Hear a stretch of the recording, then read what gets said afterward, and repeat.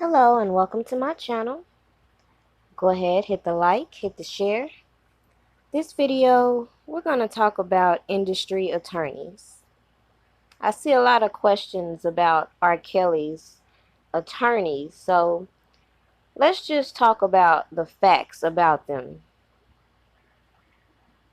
Now, a while back, sometime last year, it was said that the attorneys representing R. Kelly have a deal in place in which allegedly they will get the life rights to R. Kelly's story. Haven't been able to verify that information or not, but I do know for a fact that the attorney Tom Messereau was reached out to by R. Kelly, in which he said he would love to represent R. Kelly. But there's some internal conflict going on that has to be cleared up first. What that conflict is, we may never know. But at the end of the day, it is a fact that a lot of these entertainment attorneys will take on cases pro bono just because representing their client will give them more publicity and more business. So it's not far-fetched for me to believe that Tom Messereau would be willing to take on R. Kelly's case pro bono. And it did draw a little bit of questioning when I was told about this life rights deal. But at the end of the day, regardless of what I think, what anybody thinks, R. Kelly has acquired his attorneys. And at any point in time, he has the right to remove attorneys and replace attorneys. Neither you nor I would be able to do such a thing, no matter how incompetent we may feel these people are. There's nothing we could do to intervene with his defense, period. But let's just get a little bit of facts on how these music companies use attorneys and how attorneys, of course, are going to put their best interest first. Sadly,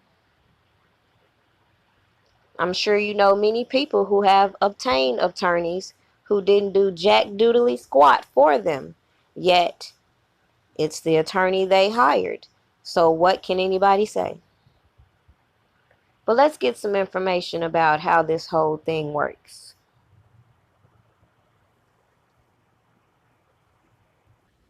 Because they're doing more business with the labels than they are with one artist. And I remember your boy was saying to me, he's like, now, see, a lawyer got hell now. I don't care nothing about you being a lawyer. I'm finna ask you 100 questions. You know what I'm saying? What you said again? You sure that makes sense? I'm counting the lawyer with you. You know what I'm saying? And I'm gonna get another lawyer to check what you said, okay? So back then it was more so like me just putting my faith in another person's hand that I probably just hired you because of this situation. I don't really know you like that. I ain't really done my due diligence to even know if you the right person to be dealing with. Just somebody referred me to you. I hired you, and you know how that go, man. They could be buddies with the people they doing business with. No, when you deal with lawyers, you gotta know who that lawyer, like what their actual affiliations are, because you may think he's doing something for you, but he's really in. Yeah, it's always like that, and that's the thing. Is basically to sum up what I'm saying. Like, people do stuff that's beneficial for them. It might look like it's in your best interest, but they're looking out for their best interests mainly over your interests, which means that I need to do this. I'm gonna make sure this relationship lives. You know what I mean? So I like you as a client, and I think you're cool, and we can do some great things. But this relationship is really where the money is, and really where like the power is. So it's like, it's that thing. You know what I'm saying? So you got to know who they're affiliated with, who they work with. You know what I mean? You gotta call people and know, are they good? What type of person are they? Who they working with? Like that type of shit. So, cause it's like it's a huge circle for real. You know what I'm saying? Like when it comes to entertainment and like lawyers and stuff like that, they know each other. Like this lawyer over here, might know a lawyer in New York who connected to this and might be connected to the lawyer that I know, and then it's all a big circle at the end of the day, and it spins back around. You know what I'm saying? So you just got to get somebody that's fighting for you, bro. You know? Do you think the same is to be said of accountants? Because it's literally like from the outside, and because I used to be an accountant myself, so I was like, how are all these rappers getting gone? You know what I mean? I was like, I remember in fact Joe was talking about his situation. You look at all the rappers, and it's not about making money. It's always like there's a tax issue. That's another part of the game that is almost never really explained to up-and-coming artists, because you can almost see it coming like in a couple of years. He's hot now, but there's going to be issues with that tax, yeah. Because I think that, like, for the most part, when you kind of get money and you're not used to having money, and, you kind of come from a place of where you've probably never been involved. Majority of the artists haven't been to college. I'm one of them artists, that kind of just got my success at a younger age. So, but one thing is for certain is that Uncle Sam will get that bag out of you, most certainly. You know what I'm saying? And I think sometimes you might get a feeling to where you feel invincible, where you feel like the money won't stop, and it's going to keep coming forever. And you, at some point, can go ahead and pay them off until things ain't the same. And then they asking for, $500,000, you ain't got it. It's like, you got to pay the people frequently, man. Figure out some type of situation, because that's important. That's as important as, like, life and that goes in the bracket of raising your children and all that shit. In my mind, like, you got to, because it's important. Because if not, you be stripped of everything. Nobody don't want that. It's embarrassing. You better hope you have some sort of understanding with the lawyer also. Some lawyers will turn the clock on and charge you for every minute that you speak with them. Be very careful not to retain a lawyer's services until you can afford it, or it seems absolutely necessary. Some lawyers may talk with you for hours, while you're oblivious that their rate clock is on. Everyone is in the game to make money, just like you. And if you think a lawyer is giving you free information, either you're very lucky or you better think twice. I was fortunate to know several entertainment lawyers that previously worked with my uncles. This is another reason why you never burn bridges and try to keep as many open relationships as possible. You may not be thinking this far ahead, but the people who you are doing business with now, your children may have to do business with them also.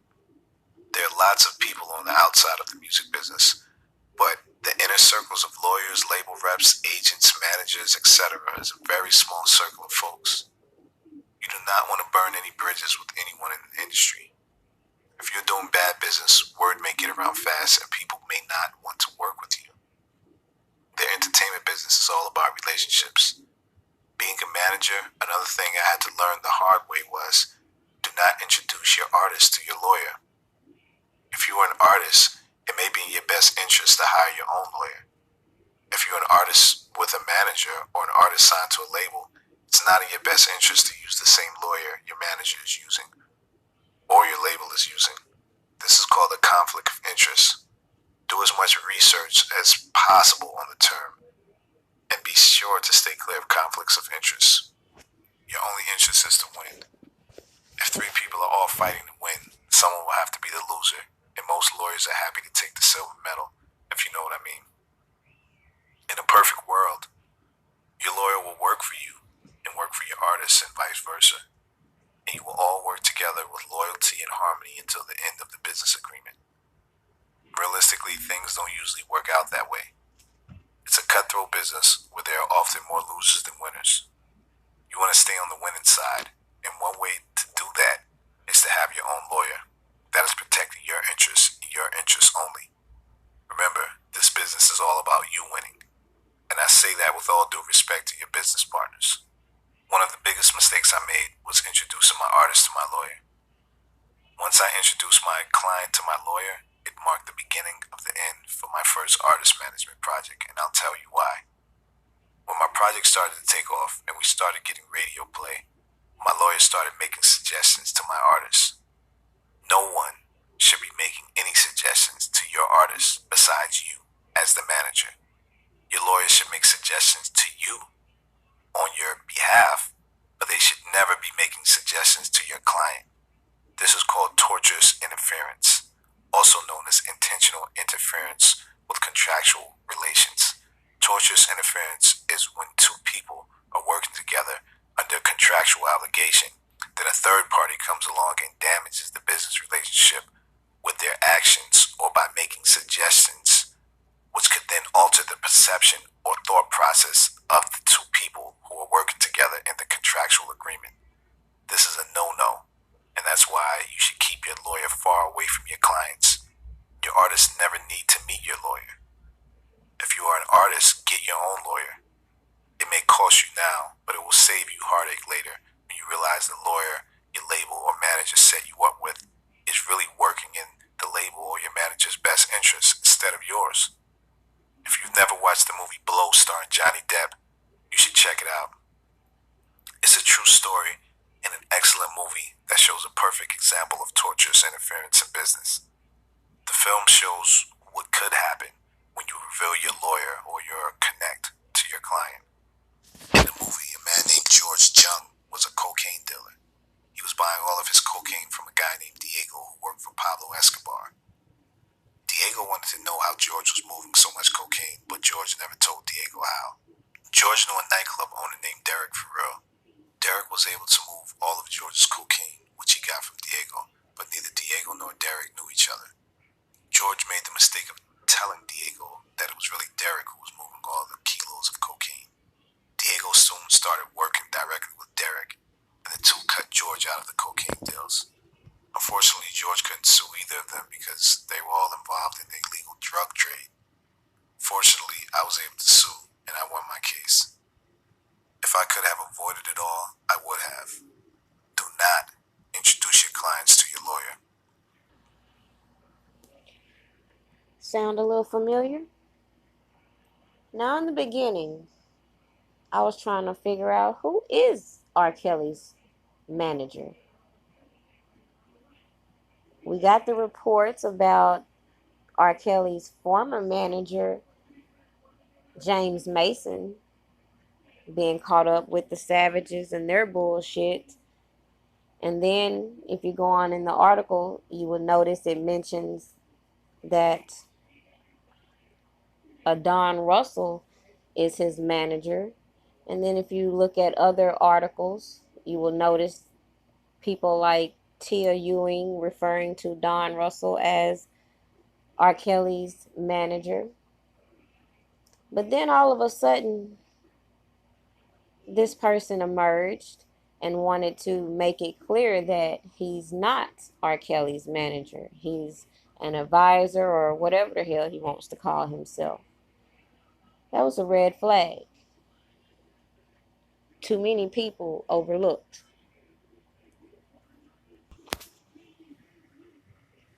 According to this article that came out, R. Kelly's former manager, as I said a minute ago, James Mason, was arrested for allegedly threatening the Savages. The article also says that McDonough is also currently investigating his current manager, Don Russell, in connection with the fallout from a Lifetime Network documentary critical of the singer.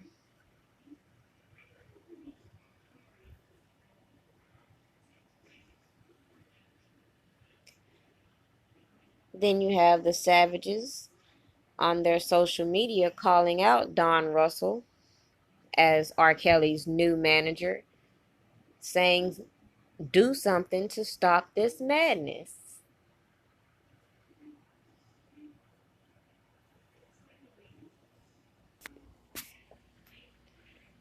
You had several sources who came out saying that Don Russell was never R. Kelly's manager.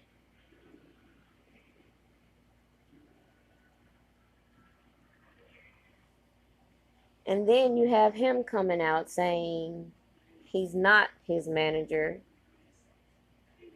So it was all very confusing. But at the end of the day, regardless, of whether he is or is not his manager, something else caught my attention.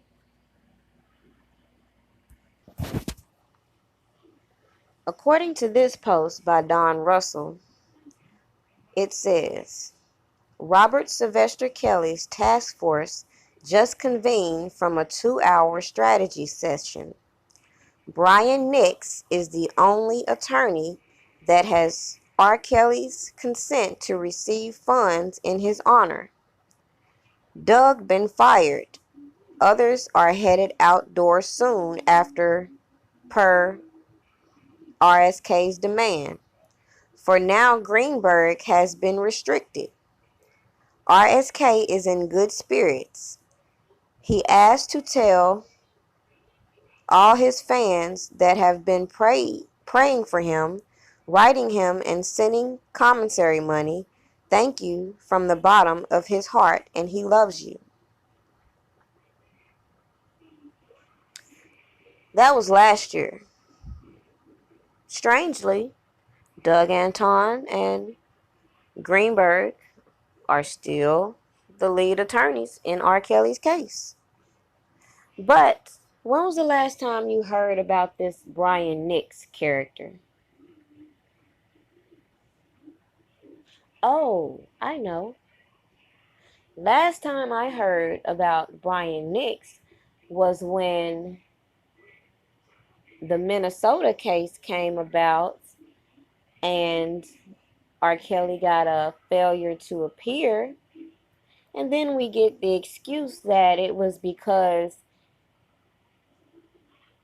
he got so much else going on, or whatever the excuse was.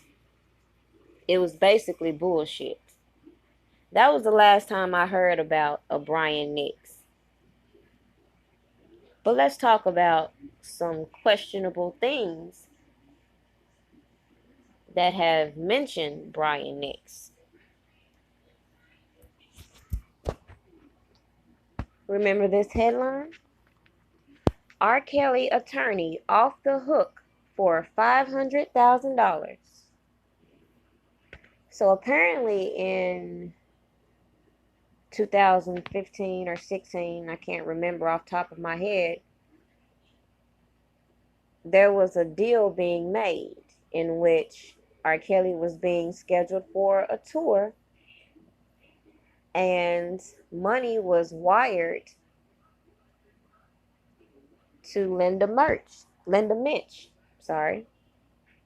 You remember Linda Mitch, person I mentioned in a couple videos back, who was introduced to R. Kelly by Wayne Williams. Well, according to a lawsuit filed in April 2016, a company by the name of Swervo sued to get their money back. According to them, they sent the money to Linda Mitch, and she never returned it when the deal fell through. You know what's interesting? Swervo Entertainment is also out of Minnesota. This article goes on to say, in January of 2016, an agreement spells out what would have been a lucrative deal for Kelly. He was to perform 40 concerts around the country, earning $210,000 for each gig. Indications are Kelly needed the money because part of the agreement included sending $50,000 from each concert to go live. Kelly's manager, Daryl McDavid, who is described in a 2014 lawsuit as one of the driving forces behind R. Kelly's long and lucrative music career, ended the relationship in 2013 over a dispute of unpaid wages, in which he ultimately sued R. Kelly for $1 million. There goes that $1 million again. How can you not get your money when you were the one in control of the money, Daryl McDavid?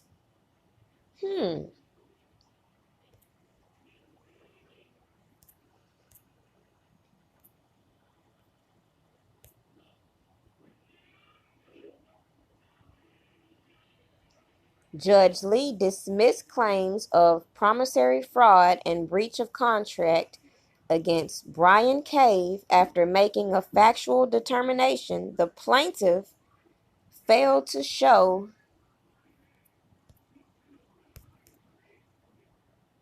that they were due this money.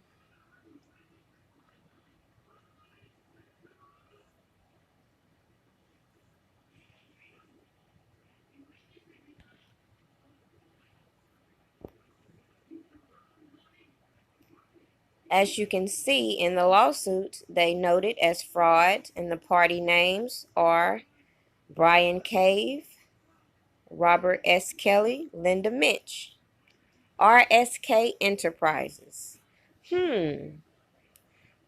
RSK Enterprises, which is mentioned in R. Kelly's indictment.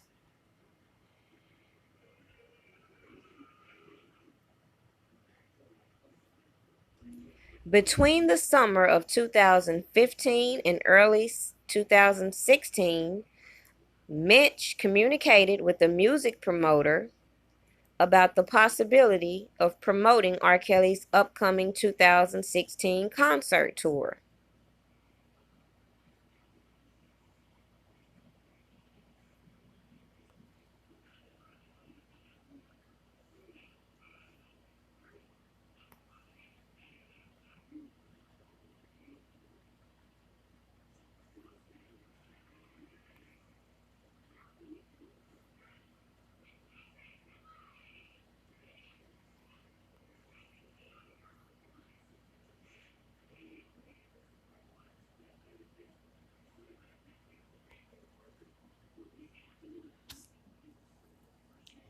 What's interesting is the person who owns Swervo Entertainment is very questionable. And I don't think it's mere coincidence that all of a sudden this person from Minnesota has a sexual abuse claim against R. Kelly.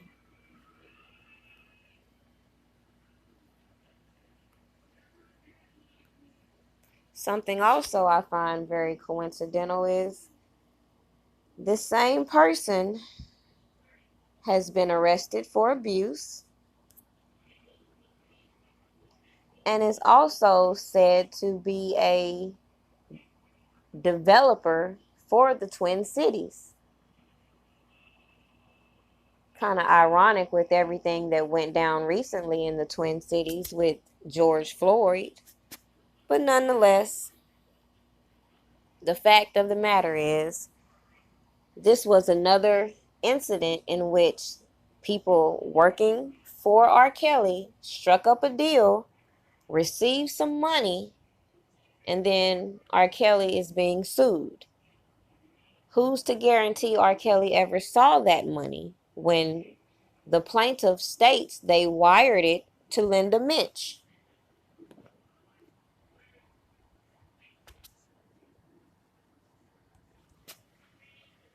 Just another strange coincidence I come across. This Jeff Quates, who was also a manager to R. Kelly, who also tried to sue R. Kelly, is also in business with Ice Cube. And if we've noticed lately, Ice Cube has been on this fake ass woke mission in which let me just show you. He's stating this for the protesters. If you go back to normal and start spending money, you will never get justice. They have no intentions on treating us fair, never did. If you start spending money, the movement will pass like the wind, and the state will continue to abuse people daily. Well, I just wonder if you're aware of your business connections with this Jeff Quates and his shady practices with R. Kelly, since you want to spread some knowledge, Ice Cube.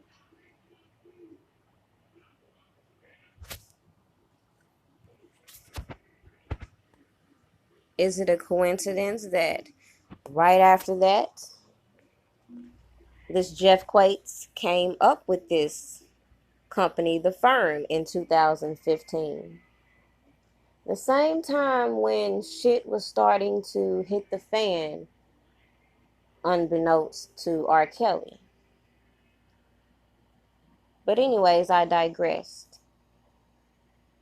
The point was to show that this Brian Nix character, if you just go search his name, he don't seem like a person I would trust with any defense fund.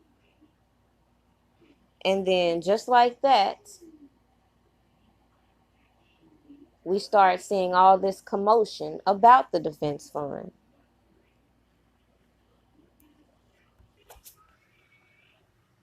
It's kind of funny to me to keep seeing these people keep going back and forth about this defense fund, which nobody has been required to donate to, when these attorneys, or at least Doug Anton, the person who created the defense fund, has verified it.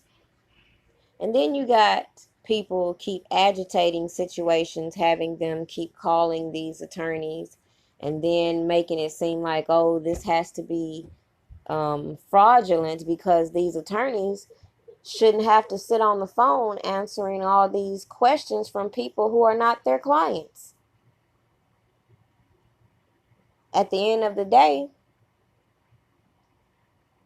they want to make it an issue because somebody else came up with a campaign to promote the defense fund, which, if you think about it, it's kind of absurd to expect an attorney to sit out and mail postcards for individuals sending $1.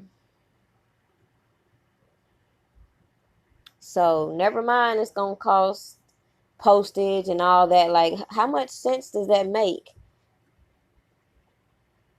So when I hear people saying that Doug Anton is saying that he didn't authorize the dollar for a king, well, just think about it. What person would want to just keep getting $1? I've said from the beginning, when the whole defense fund was started, there's other options you can support. You don't have to donate any money. People keep telling you over and over, R. Kelly never asked for any money. But people inquired to want to donate. Therefore, an attorney that works for him set up a fund for him. Nobody had to donate to it. The best advice I could have gave, which is what I said, was if you really want to ensure it's going to R. Kelly, the best thing you can do is put it on his commissary. If you don't know anybody in jail, you will know that a commissary is very, very important. You can get your snacks, your healthcare supplies. And I even find out while you're in jail, you're racking up a bill whether you know it or not. If you get sick, you have to fill out what's called a sick call. And that's, at least where I'm from, it's $5 per request. Anybody that knows somebody in jail knows that you don't have to have money on your commissary. But at the end of the day, who's going to stop a person who wants to contribute?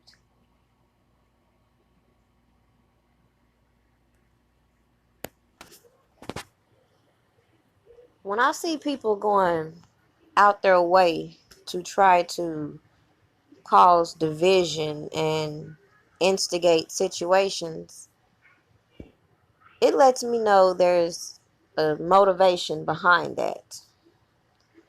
For people to go out their way to try to keep people from contributing to this defense fund and then turning around and creating another fund and then going after people for having a cash app, but they have a cash app, it just tells you a lot about these people's motivations. It took me 6 months of making videos before people start, telling me to create a cash app and all that, because at the end of the day, cash app or no cash app, I'm still going to pump the information out. I'm not going to demand anybody to send me anything because it ain't that deep. I'm blessed and highly favored. And the truth does not need a cash app in order to continue. But anyways, I'm just going to hit on the major two attorneys that have been attacked. And if you pay attention, it's mighty funny people are cool with them until the attorneys don't run with their narratives. But again, we forget, these attorneys don't owe us shit. They don't work for us. We didn't hire them. They don't have to answer one phone call. They don't have to explain nothing. They did not make anybody donate to anything. And if anybody had a problem, PayPal has a fraud department. The police take fraud complaints. There's ways to handle this. But when I see people just keep stirring the pot, I see what it is. But anyways, let's start with Doug Anton, the person who created the defense fund. Now, let's see what's posted about him.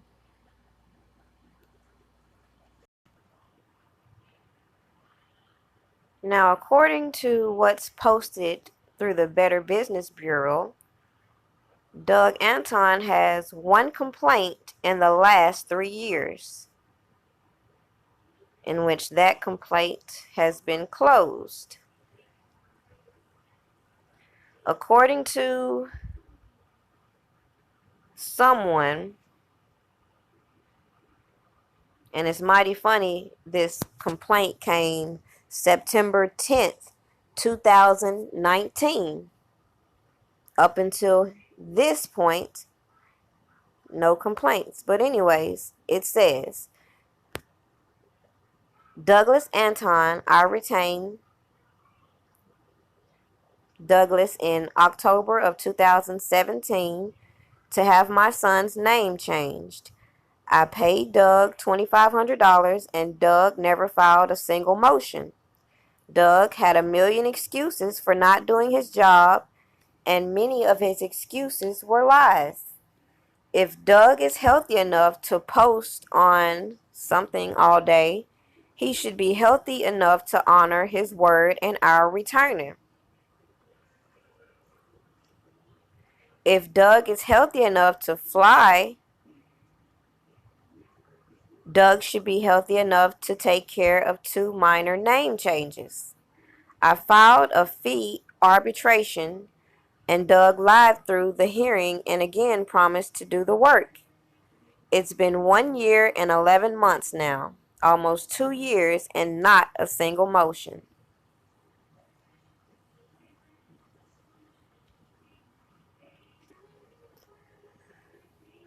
Moving on to Steve Greenberg.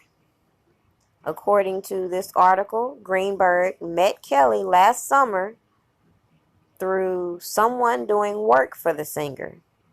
He and I actually had the discussion that I was going to help if there was litigation in those matters.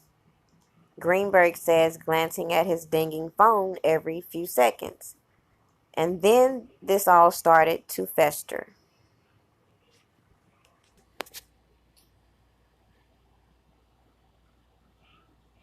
Another interesting fact about Steve Greenberg is that he also represented a guy by the name of Drew Peterson, who was convicted of murdering his wife, in which the guy, Drew Peterson, stated he believed his conviction came because his attorney, Steve Greenberg, was dragging his feet, filing motions, and overall didn't do much on his behalf. After Peterson was found guilty, Greenberg was fired, and the person working with Greenberg stated that Greenberg was a failure. If you would go on to his Twitter, he made quite a few posts also throwing stones at Greenberg for being incompetent.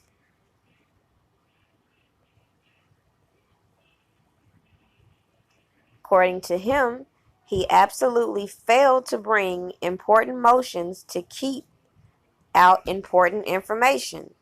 One of his jobs was to make objections, and he failed to make almost any objections for the first 3 to 4 witnesses that were called, therefore a failure to preserve important objections for appeal.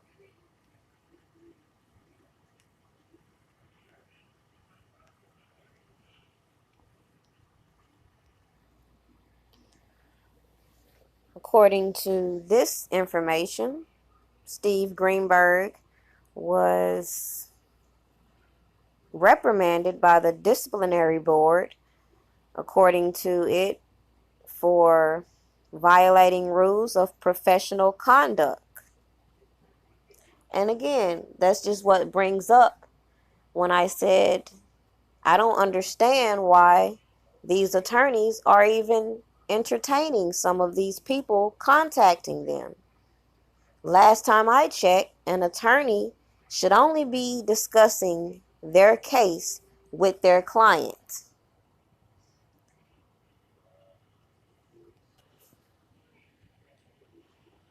At the end of the day, as I've said before, regardless of what we think about R. Kelly's attorneys, he's the only one who can change them.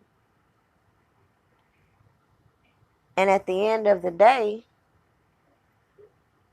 if at the end of R. Kelly's trial, he's not satisfied with his counsel, if he keeps them, that is,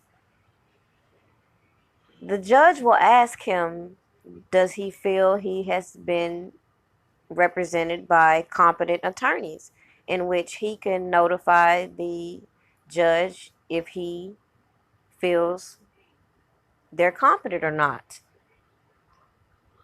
With that being said, if R. Kelly feels that his representation was deemed incompetent,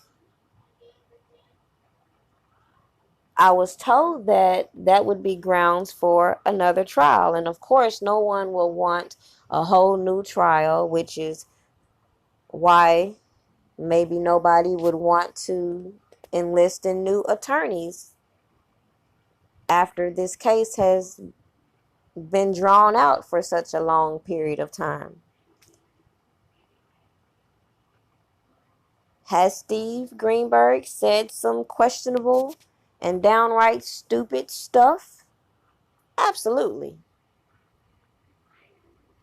But again, it is not for you nor me to be trying to replace him or anybody on R. Kelly's defense team, especially when you consider who's manipulating people with this bullshit.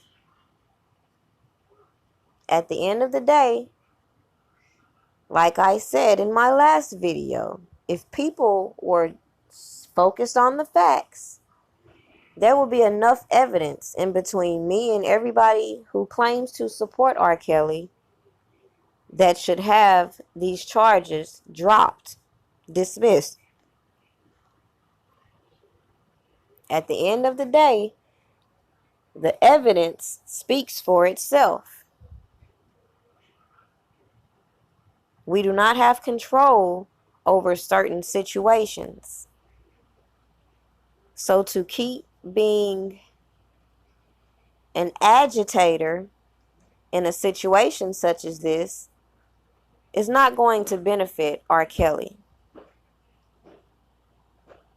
These were just a little interesting facts about R. Kelly's defense.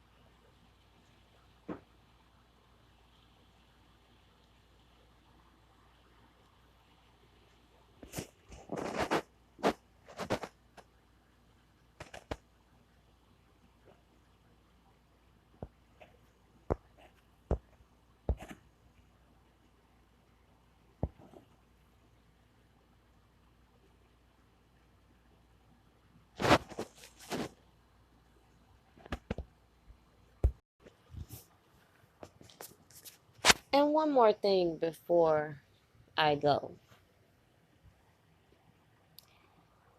I don't like when people come at me about certain things. One thing's for certain and two things for sure. I don't get involved with the rumors. So when people are coming at me because somebody else is using information from my videos without clarifying that I am not in agreement of the shit they're saying, I would just appreciate, a little bit of manners. I don't know what y'all were raised upon, but people I don't know, I don't just jump and start a line of communication without, cordial conversation at least. So I have no problem responding to questions in my inbox, but this will be the very last time I say anything about this defense fund. And let me just clarify one thing. All of you people that are having these conversations with folks, y'all know the conversations y'all had. With that being said, if somebody sends your conversation to someone such as myself, you need to go back and have a conversation with that person. Okay? Because ain't nobody gonna check me. And like I said, I don't deal with rumors. As far as this power of attorney shit, y'all know what y'all said. Y'all know the conversation.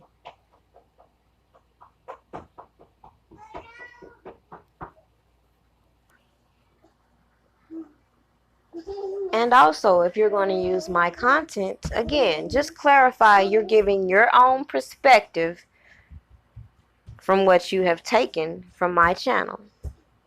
Please and thank you. Now have a good night.